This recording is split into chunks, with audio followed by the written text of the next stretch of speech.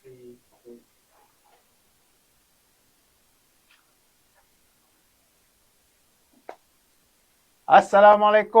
Apa khabar? Selamat pagi semua. Salam Ramadan 16. Okey, macam mana? Puasa okey ke semua? Sawan-sawan. Alright. Kita di mana? Bersama saya AMD, Abang Mata Duitan. Okey, hari ini kita di slot Jom Sembang Bukan Sembang Kari. Alright, sebelum saya teruskan, AMD teruskan. Check dulu. Sound check, sound check. Kalau kata okey, clear, jelas, tolong tag sikit. Kita nak tengok. Okey. Tak ada pun yang teks. Okey, jelas ke tak jelas ni? AMD boleh tengok kat sini. Tak ada orang tag lagi. Jelas ke tak? Okey, kita nak tahu jelas. Sebab kejelasan tu sangat penting. Sebab apa? Apa yang kita nak sembang hari ni sangat penting untuk usahawan. Untuk anda semua di sana. Alright? Okey. Anda bersama saya, AMD, dalam slot Jom Sembang, Bukan Sembang Kari bersama Bahagian Pembangunan Usahawan Tekun Nasional. Dan hari ini, okey, AMD bersama siapa ni? Sebelah ni, Encik Zamri. Okey, Encik Muhammad Zamri bin Ali, Timbalan Bahagian Pembangunan Usahawan. Apa khabar, Cik Zam? Sihat? Alhamdulillah, sihat. Alright, Cik Zam, hari ini kita nak sembang-sembang santai dengan usahawan. Apa bahagian pembangunan usahawan ni? Apa tu? Sebenarnya bahagian pembangunan usahawan ni apa di Tekun Nasional ni? Boleh kongsi sikit tak? Okay, bismillahirrahmanirrahim. So, terima kasih pada saudara Zaid. So, Zaid, kita punya moderator pada hari ini yang juga merupakan dengan apa dikenali dengan panggilan ni lah, panggilan catchy dah, AMD AMD ya. AMD, aku Mata Duitan. Abang Mata Duitan. Abang Mata Duitan. Abang Mata Duitan. So, okay. Kita kembali balik kepada soalan daripada tuan moderator kita lah So, apa itu peranan bahagian pembangunan usahawan, betul? Ya. So, seperti semua dia maklum, bahagian pembangunan usahawan ni adalah satu bahagian di bawah Tekun Nasional yang merupakan Tekun Nasional yang merupakan satu agensi yang kita semua tahu yang peranan utamanya adalah untuk memberi pembiayaan yang mudah dan cepat kepada usahawan mikro bagi memulakan dan mengembangkan perniagaan mereka. So, antara peranan tu, dan kita ada satu lagi peranan yang penting di bawah Tekun Nasional yang mana Tekun Nasional juga merupakan satu institusi strategik bagi pembangunan usahawan untuk membangun usahawan di dalam pembangunan kapasiti dan juga pembangunan perniagaan dan program-program pembangunan ni adalah diselaraskan oleh bahagian pembangunan usahawan. Okey, bahagian pembangunan usahawan. Bahagian pembangunan usahawan ni adalah satu bahagian yang memastikan bukan hanya tekun memberi pembiayaan tetapi kita membangunkan, bersama-sama bangunlah mengikut peredaran zaman digitalisasi sekarang ni. Alright, pada minggu lepas siri yang pertama kita bercerita tentang Jabatan Pembangunan Perniagaan. Okey. Jabatan Pembangunan Perniagaan ada beberapa inisiatif yang disediakan untuk usahawan Tekun Nasional. Memang kita hanya bercerita hari ini untuk usahawan Tekun Nasional lah. Usahawan yang bukan Tekun Nasional tu nak dapat apa yang Tekun sediakan, kena jadi usahawan Tekun Nasional dulu. Okey, kita boleh bantu. Alright, inisiatif apa yang disediakan? Tadi kita sebut sedikit apa itu singkatan bahagian pembangunan usaha adalah BPU di Tekun. Okey, kita sebut BPU. Fungsi dan peranan BPU itu apa sebenarnya? Boleh sembang tak? Boleh sembang. Bagi tahu dia orang ni. So, kita sembang Okey. Okay, bahagian pembangunan usahawan ni besar sebenarnya. Di Okey. antara, maksudnya kita ada, kalau Tekun Nasional tu kita punya peranan utama pembiayaan lah, semua tahu, dan kita ada bayaran balik, dan kita ada pembangunan usahawan. Okay, so pembangunan usahawan ni actually kita berfungsi untuk mengenal pasti, fungsi utama kita mengenal pasti usahawan tu, potensi usahawan. Kita kenal pasti usahawan tu, lepas tu kita akan selaraskan program pembangunan usahawan dan kemudian kita iktiraf usahawan-usahawan ni kejayaan dia. So 3 peranan utama dia. Jadi daripada 3 peranan utama tu, itulah tugas-tugas yang kita orang yang bahagian pembangunan usahawan kena lakukan, yang mana peranan utama kita kena buat profiling. Kita akan melakukan profiling usahawan. So profiling usahawan ni tugas dia, fungsi dia, objektif dia untuk mengenal pasti potensi-potensi usahawan. Dan profiling ni kita lakukan setiap tahun dan kita lakukan seluruh negara untuk mengenapasi potensi usahawan. Okay, lepas tu peranan kedua adalah usaha berjaya. Untuk selepas kita kenapasi tadi, so kita akan ada pengiktirafan usaha-usaha berjaya yang kita dah kena pasti berdasarkan penilaian yang kita akan lakukan. So dan kita akan adakan anugerah-anugerah usaha berjaya setiap tahun. Setiap tahun. Kita akan lakukan setiap tahun dan usaha-usaha berjaya ni pun akan melalui satu pembangunan usahawan untuk meningkatkan lagi kapasiti perniagaan masing-masing. Kan? Dan yang last sekali, di Tekun Nasional, kita ada ikon usahawan. Ikon Yes. So ikon usahawan ini baru ni. Yes, yang tak pernah dengar ni. Kalau anugerah-anugerah tu adalah kan, sebab kita di Tekun ni kita selalu tengok ada masa kau tak silap sebenarnya ada tahun lepas CN25, sebelum tu TN20 adalah ni ikon ni. Menarik ni ikon ni. Boleh detail sikit tak tentang ikon? Mungkin usahawan di luar sana tu tak tahu tu. Ikon usahawan Tekun lah especially. Okay, secara general memang saya rasa usahawan memang belum betul-betul tahu lah, belum realize. Sebab kita kata apa, exercise yang kita buat ni, kita buat exercise secara dalaman. Dan kita pasti usahawan-usahawan kita ni berdasarkan prestasi yang ada. Prestasi usahawan, kita kena pasti berdasarkan prestasi yang ada. Jadi ikon usahawan ni, kita wujudkan pada tahun ni adalah terdiri dari kalangan usahawan yang telah berjaya. Bila kita dah buat profiling tadi, kita anugerahkan usahawan berjaya, dan usahawan berjaya pun kita dah bukukan. So sekarang ni usahawan yang berjaya tu, kita nak jadikan ikon usahawan supaya dia boleh menjadi role model. Kan?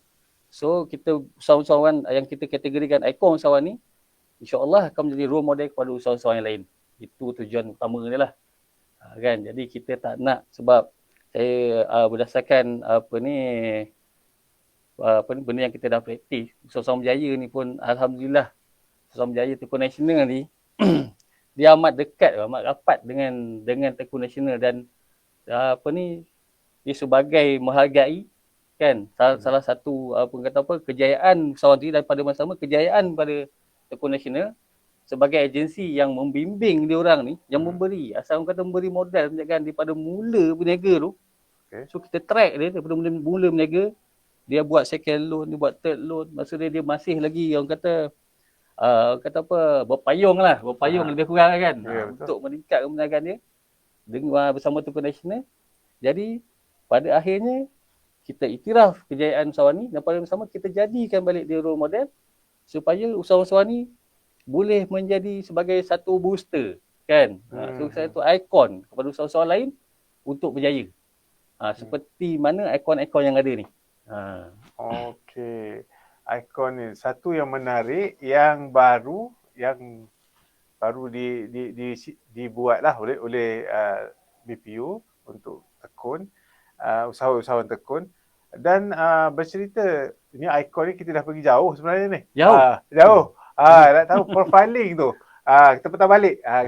Nama pun sembang, jangan marah. Nama pun sembang. Okey, kita petang balik. Profiling ni apa yang faham secara general, kalau profiling ni dia mesti kita ambil daftar, kita ada record, ada semualah, ada bukti-bukti dia. Boleh cerita pendetailan profiling usahawan tu? Macam mana yang BPU buat profiling yang dibuat oleh pegawai-pegawai BPU lah, di bawah BPU, buat profiling untuk usahawan ni? Ada kategori macam mana, ataupun semua usahawan dibuat profiling? Saya rasa tak salah kita pergi jauh. Kita orang kata sebelum kita mula tu, kita kena tahu destinasi kita. Kan? Betul. Jadi destinasi kita tahu dah. Alright. Kan? So BPU ni kita tahu. Bila kita membangunkan usahawan daripada sekecil-kecil usahawan sampai sebesar-besar usahawan. Kan? So kita pun bangga. Kan? Jadi salah satu kejayaan Tekun tu sendiri sebenarnya. Yes. Jadi untuk kita capai kejayaan tadi tu, so kita kena mula. Jadi kita mula dengan proses profiling ni. Dan bukan kebanyakan, saya memang pasti usahawan memang tak tahu profiling yang kita buat ni. So profiling usahawan ni kita bermula daripada database sedia ada. Jadi ada kriteria exercise yang kita buat, kita ada pegawai di setiap negeri. Melalui Badan Pembangunan Usahawan, kita ada Eksekutif Pembangunan Usahawan Negeri, Mhm. yang mana kita selaraskan melalui Eksekutif Pembangunan Usahawan Negeri ni untuk buat profiling. Jadi profiling ni proses tadi proses untuk mengenal pasti usahawan. Jadi kriteria pertama yang kita ambil untuk kita kenal pasti usahawan ni adalah melalui usahawan tekun yang telah membuat pembiayaan tekun, dan kita ambil daripada prestasi bayaran balik ni. Itu memang kriteria utama yang kita ambil, yang mana prestasi bayaran balik dia mesti TikTok lah.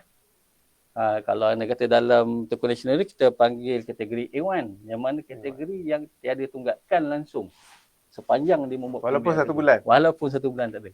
Okey. Kan. Jadi proses-proses profiling ni kita akan kenal pasti first kita daripada bersalin bayaran balik, kita shortlisted kan, dan kita pun tahu usahawan tekun actually data usahawan tekun, maksudnya usahawan yang tekun dah beri pembiayaan dah melebihi 600,000 orang kan. Kan. Jadi daripada 600,000 orang tu kita nak saring. Kita nak kenal pasti 600,000 orang ni, okay, berapa ramai yang aktif, berapa ramai yang masih buat loan dengan tekun, berapa ramai yang dah habis loan dengan tekun.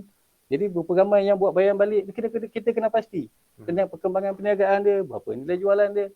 That's why kadang-kadang usahawan terkejut tau. Dia dapat call.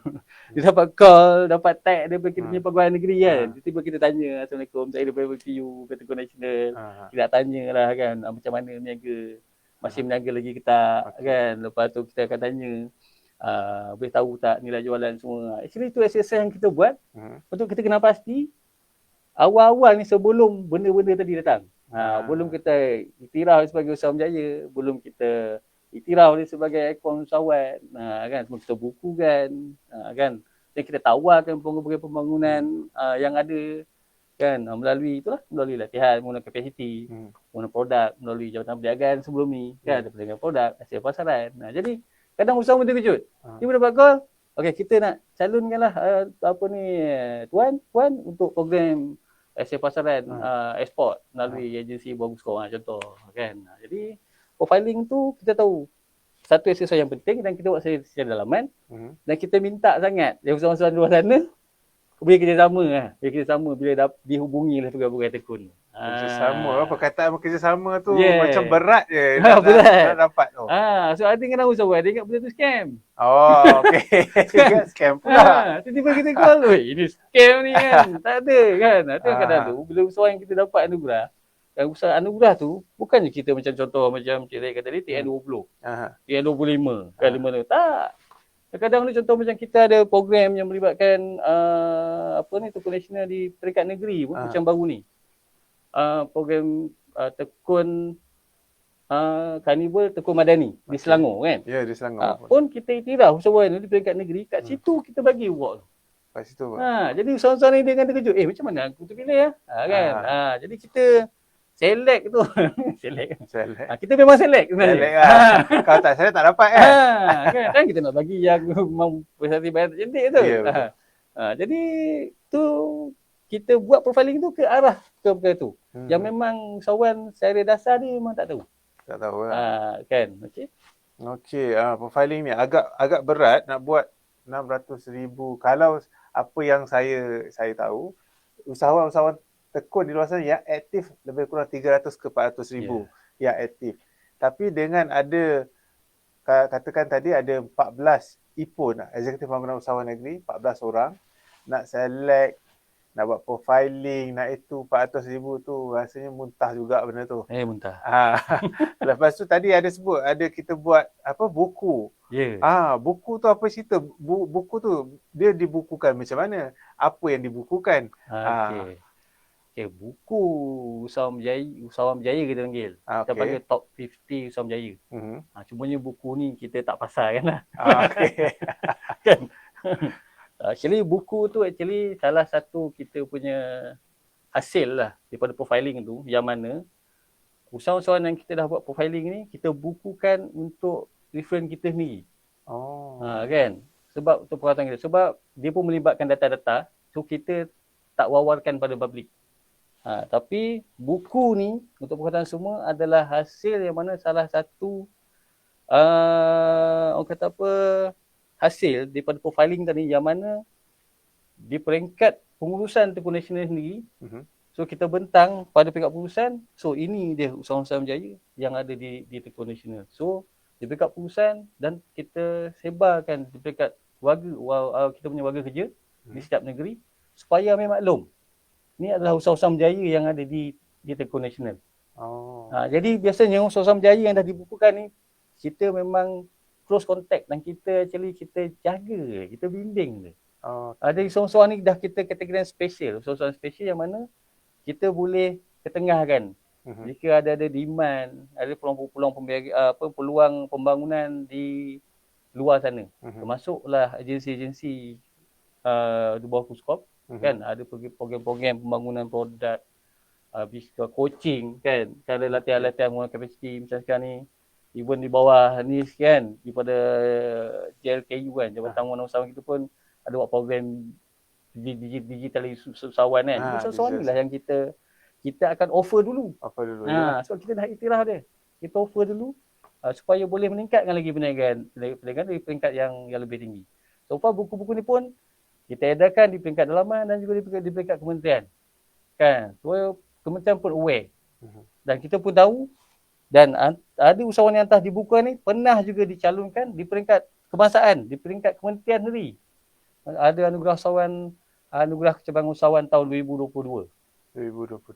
Kan? Yang mana kat situ berdasarkan buku tadi, data usahawan berjaya yang kita tadi, so 4 orang diterima dan dipenghargaan di peringkat kebangsaan, di peringkat kementerian tu sendiri. Bukan hanya di peringkat tekun, di peringkat kementerian. Kementerian tu sendiri. Jadi tu maksudnya kita punya directory lah usahawan berjaya. Jadi reference kita, kan.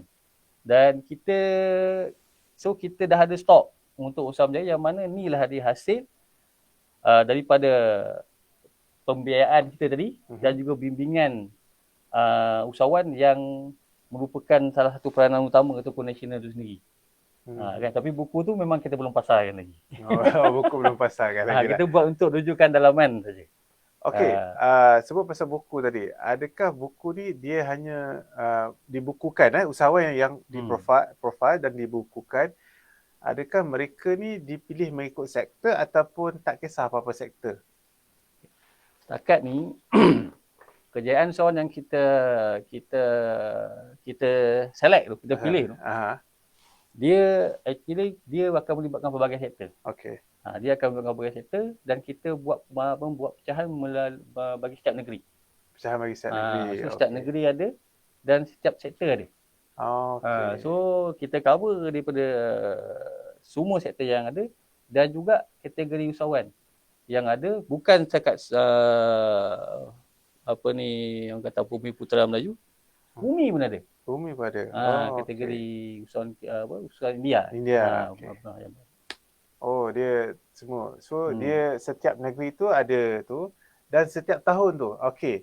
Sebab buku setiap tahun tu dia ada limitation ke berapa orang yang buat profiling tu satu buku tu. Satu buku tu berapa orang? 500 ke 1000 ke 2000 ke? Yang tu. Ke tak ada limitation? Setakat ni profiling yang kita buat macam tadilah. Cik Zahid maklum kan. Pegawai kita ada seorang je. Okey, seorang. Okey. Memang muntahlah. So profiling tu kita buat, actually kita buat sasaran kita 2,800 setahun. 2,800. Untuk profiling dan kena capai tu profiling tu sekurang-kurangnya 200 usahawan yang berjaya. Usahawan berjaya. Itu setahun kita punya target. Dan actually profiling kita buat tu pun lebih. Dan usahawan berjaya kita dapat pun lebih. Dan yang dibukukan tu, kita bukukan the best 50. Yang kita simpan sebagai stok usahawan berjaya kita, the best 50 daripada tu. So daripada profiling tu, kita ada scoring, kita buat senarai pendek. Terus senarai pendek tu, kita akan ada satu jawatankuasa pula. Untuk finalize, orang kata pun endorse 50 usahawan berjaya tadi yang kita bukukan. So usahawan 50 usahawan ni memang usahawan yang kita dah endorse lah, yang betul-betul sukses di bawah orang kata bimbingan Tengku Nasional itu sendiri. Okey, walaupun select tapi dia tetap ada jawatankuasa yang meng-endorse. Okey, jangan usahawan di luar sana salah faham pula. Kita sebut select tu kita pilih. Kenalah Yeah. pilih kan. Yeah. Okey. Tadi ada bercakap tentang sedikit tentang latihan, sedikit tentang apa yang Kuskop. Sebenarnya ada ke anugerah khas daripada Kuskop yang Kuskop buat untuk tekun ataupun agensi-agensi di bawah Kuskop kepada usahawan-usahawan di bawah Kuskop lah. Agensi termasuklah usahawan agensi. Ada tak anugerah khas yang disediakan oleh Kuskop itself? Tadi kata di peringkat kebangsaan. Adakah itu anugerah daripada tekun ataupun anugerah yang Kuskop yang sediakan bagi kepada 4 usahawan tu? Okey, untuk anugerah khas ni, setakat ni kalau daripada peringkat kementerian, yang pernah ditawarkan adalah tadilah anugerah Cabangan Usahawan pada tahun 2022. 2022. Itu anugerah khas yang kita masuk under Kuskop. Yang mana anugerah tu kalau khas dia masa tu anugerah khas lah. Tapi di tekun nasional kita akan sentiasa memberi anugerah. Kita akan kategorikan anugerah usahawan berjaya tekun ni. So anugerah usahawan berjaya tekun ni, so kita akan selaraskan dan kita akan beri cuma buat masa ni. Kita tak adalah orang kata apa setiap negeri tu ada. Dia berdasarkan program dan aktiviti yang telah digariskan. Tapi di peringkat tekun nasional, kita akan kena pasti usahawan ni, kita bukukan usahawan ni, usahawan berjaya. So then kita akan anugerahkan bila mana kita akan ada program aktiviti yang melibatkan menteri. Kita serahkan anugerah, kita bagi anugerah usahawan berjaya tekun nasional. Dan itulah berita baik dia. So start tahun ini, insyaAllah kita akan ada anugerah setiap tahun. Anugerah usahawan berjaya tekun nasional peringkat kebangsaan. Dan untuk tahun ni insyaAllah kita akan adakan pada bulan November. Bulan November 2024. Dan anugerah ni kita akan orang kata select lah. Kita akan beri penganugerahan yang terbaik, usahawan terbaik, usahawan berjaya terbaik setiap negeri seorang. Setiap negeri seorang. Maknanya ada 14 je lah. Ada 14. Dan mungkin akan ada 4 atau 5 anugerah khas. 4 atau 5 anugerah khas. Mungkin melibatkan anugerah usahawan wanita. Mungkin ada usahawan belia. Mungkin usahawan OKU. Usahawan Sepumi. Dan juga satu lagi mungkin anugerah usahawan cemerlang ke apa, inovasi ke apa. So sekarang ni yang 14 tadi kita insyaAllah confirm lah. Jadi sekarang ni SSC pun tengah bermula. Penilaian dah bermula lah ni. Penilaian dah bermula. So usahawan kena jagalah bayaran balik mereka, kena jaga dari segi pengembangan perniagaan pun tengok, bukan hanya bayaran kan. Walaupun Cik Zam tadi sebut bayaran, tapi kalau bayar okey tapi tak ada pengembangan bisnes pun tak boleh juga. Betul. Dia kena ada pengembangan bisnes, ada improvement. And then dari segi bayaran balik tu memang antara yang benda paling penting lah kita akan tengok. So kita akan ambil kira untuk ni lah kan yang akan datang ni. Jadi yang kita akan ambil kira nombor 1 prestasi bayaran balik. Prestasi bayaran balik. Yang kedua nilai pembiayaan dan juga bilangan pembiayaan ataupun berapa kali dia pinjam. Berapa kali dia pinjam dekat tekun nasional. Okey. Yang tu pun pada masa akan melibatkan tempoh lah. Tempoh betul. Kan. Tempoh. So usaha tu pun tu shortlisted. Dan ketiga perkembangan perniagaan. Yang Tuan maklum tadi kan. So perkembangan perniagaan tu kita akan ambil tahu juga. Kita akan ambil tahu juga berapa nilai jualan. Berapa peningkatan nilai aset. Berapa bilangan cawangan. Daripada 1 pergi 3, 1 pergi 2 ataupun daripada 1 lot pergi 3 lot. Semua kita ambil kira. Ada scoring dia. Kita panggil score rating usahawan. Buat score rating. Jadi lepas tu kita akan ambil juga bilangan pekerja, peningkatan bilangan pekerja dia. Lepas tu kita akan ambil juga dia punya akses pasaran.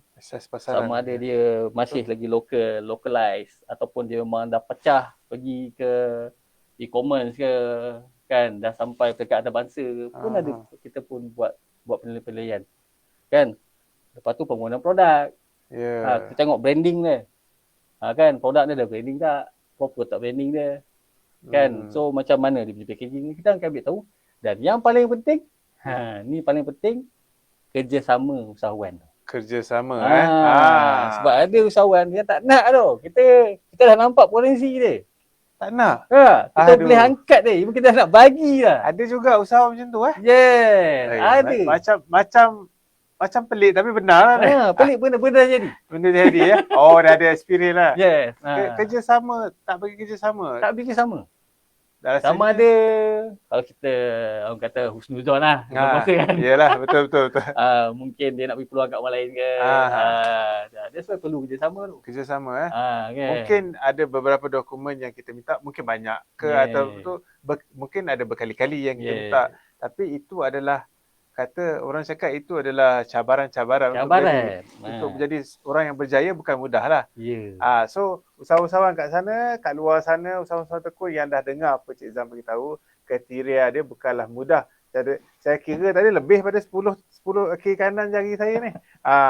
So maknanya kena jaga dari segi semua sudut, pembayaran balik, pengembangan perniagaan, berapa kali pinjam, semualah kena jaga untuk mendapatkan jadi calon 14 negeri. Lepas tu nak jadi calon lagi top 5 apa yang special kriteria tu pula lain pula yang tu. So dia ada banyak kriteria. Okey. Tadi saya dengar ada sebut usahawan belia. Boleh tak saya nak tanya sikit, walaupun yang ni tak dalam topik sebenarnya, tak ada topik kita orang bincang ni. Usahawan belia kita ni. Usahawan belia ni dalam kategori usahawan berjaya. Okey, yang kita ada profil dia orang. Berapa persen sebenarnya usahawan belia yang berjaya? Yang ada lah, yang kalau ada berapa persen? Roughly lah. Yang berjaya. Sebab saya ada nampak sebelum ni kita ada beberapa program yang kita buat sebelum ni. Dia rekod. Jangan ambil overall pula. Okay. Dia rekod usahawan berjaya, usahawan belia. Usahawan belia. Yang pertama sekali kita kena tahu belia tu apa. Belia tu apa? Belia lagi ke? Belia 40 lagi belia kot. Okay. Kategori belia ditekun di sini adalah 35 tahun dan ke bawah. 35 tahun dan ke bawah. Itu belia. Itu kategori belia, tak kisah apa bisnes. Tak kisah kan. Dan setakat ni usahawan belia yang kita ada yang berjaya, sukses. Dan kita ada 5 orang. 5 orang. Ada 5 orang. Dan itulah dia. So mungkin tak ramai. Mungkin kita tidak tak ramai yang sukses lah kita jumpa yang tak ramai sukses. Tapi ada. Dan usaha belia ni pun mungkin lah kebanyakan usaha belia masih startup kan. Tapi kita pun memang nak cari jalan lah. Actually kita memang kena pasti usaha-usaha belia ni yang mana kita boleh bangunkan, dan even di peringkat kementerian ni memang orang kata banyak program pembangunan usaha belia ni kan. Jadi kita nak bangunkan usaha belia ni tadi lah. Based on kategori 35 tahun ke bawah lah. Kan? 35 tahun ke bawah. Dan mungkin satu cabaran untuk juga. Mungkin nampak tak ramai. Tapi kalau belia-belia kat luar tu dengar, ambil lah peluang tu. Kan? Betul. Usahawan belia. Jadi makna kata usahawan belia yang kita kategorikan usahawan belia yang berjaya, ditekun baru 5 orang lah. Okey. Tapi still ada lagi usahawan belia yang meminjam tekun lah. Ada banyak. Cuma belum berjaya lagi dalam proses berjaya. Okey, untuk mendapatkan kejayaan, sesuatu kejayaan dan perniagaan ni kita perlu ada usaha. Usaha tu banyaklah, bukan hanya dari segi modal, dari segi kita fokus, dari segi ilmu. Ilmu keusahawanan yang seperti usahawan sedia maklum, okey.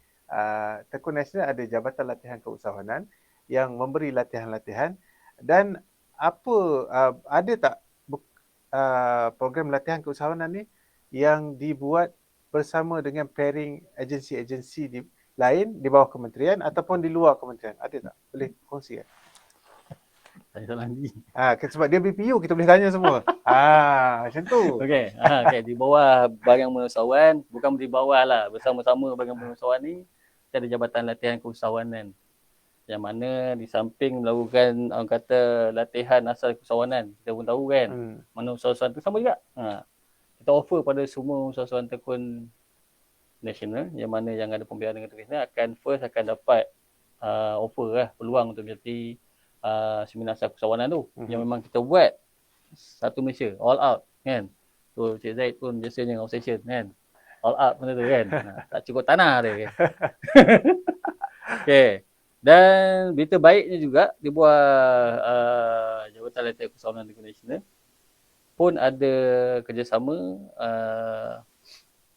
untuk latihan pembangunan kapasiti usahawan. Okey. Macam tadi lah yang saya petik tadi, untuk tahun ni kita fokus pada digitalisasi usahawan kan. Yang mana Betul. program ni kerjasama dengan MDEC. MDEC. Dengan MDEC ada. Ada Kan. So kita juga ada kerjasama dengan agensi lain seperti Scan pun ada kan. Yes. Ada. Masih lagi?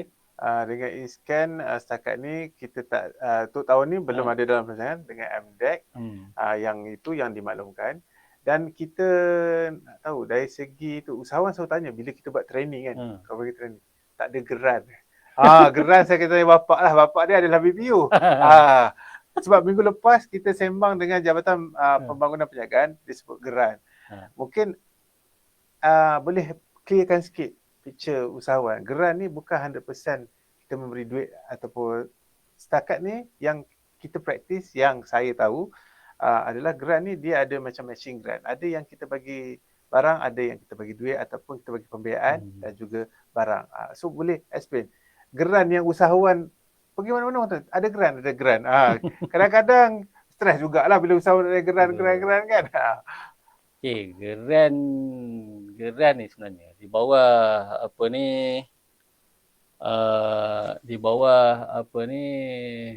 Tekun Nasional tu sendiri, bukan di bawah BPU. Tekun Nasional.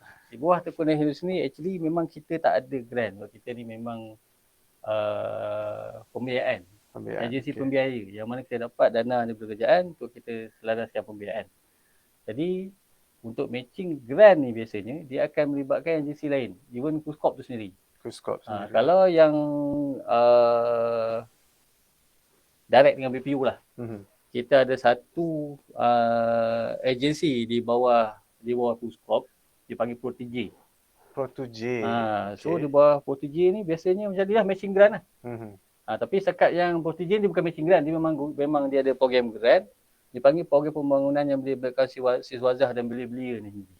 So boleh direct dengan pihak Pro2J ada KUSKOP, boleh pergi laman web dia. So biasanya kita akan mana-mana usahawan yang masuk macam ni program latihan yang kita buat online, macam jom kan, jom online, jom digital, jom TikTok lah yang kita buat sebelum ni kan. So kita boleh offer.